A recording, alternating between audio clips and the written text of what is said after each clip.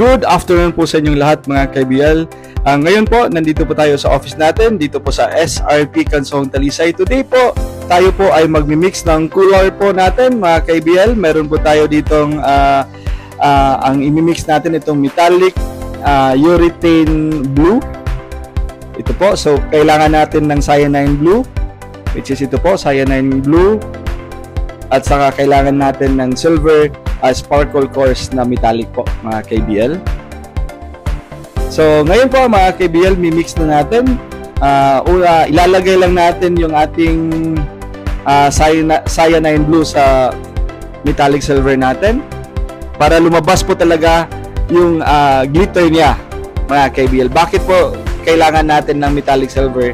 Kasi yun ang purpose natin, para yung cyanine blue natin magkaroon po ng glitter, which is itong ating ginagamit na high sparkle cores po mga KBL. So ayan po, unti-untihin lang muna natin itong ating cyanine blue na color. Ginagamit po natin dito talaga, yan nakikita nyo naman po, is itong ating cyanine Anzal urethane paint yung ginagamit talaga natin.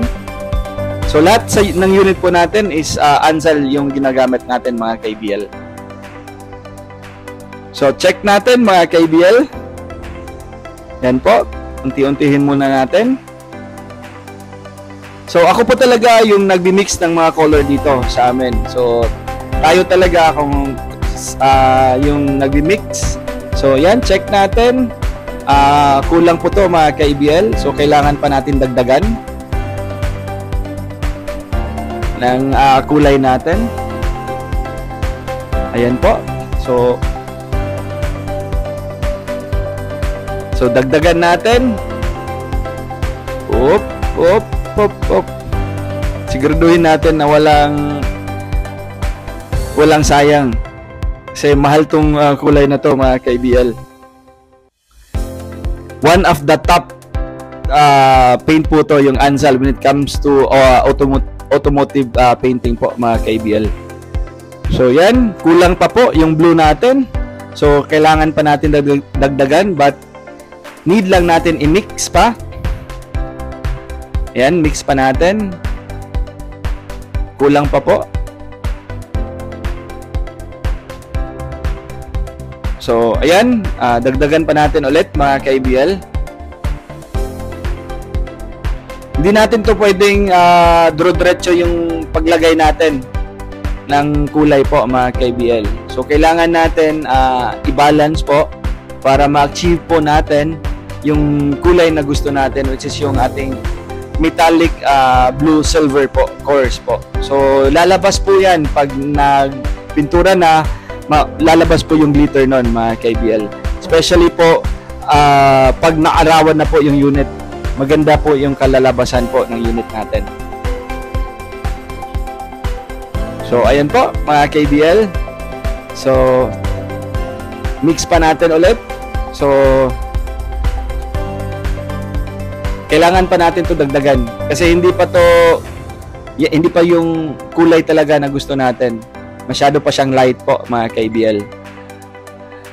So sa multi-cab po na double cab na pipintura natin, kailangan natin ng 3/4 gallon po. Kasi pag nagpipintura po kami mga KBL, 5 stage po. Yung 5 stages ginagamit natin sa pintura po. So makikita nyo naman po yung mga yan, check natin. Yan ang kulay natin.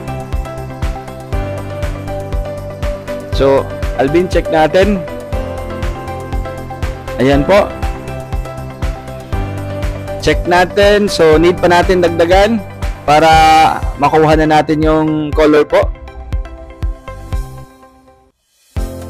Ayan. So tayo po yung nag-QC, nagko-color mixing, lahat po. All around po tayo dito po sa ABL. Mga ka-ABL. So pinapakita ko lang sa inyo talaga. So ayan po. Yan. Yan na po yung final color natin. So nakuha na po natin mga ka-ABL. Ayan. So, yan na po yung kulay talaga natin. Itong ating metallic blue. Ayan. So again mga ka-ABL, maraming salamat po sa inyo sa tiwala nyo po sa amin. Thank you po mga ka-ABL. Grabe yung pawis po mga ka-ABL. Thank you po. Salamat po ng marami. Thank you po sa inyong lahat. Ayan. Final na po yan mga ka-ABL. Thank you po.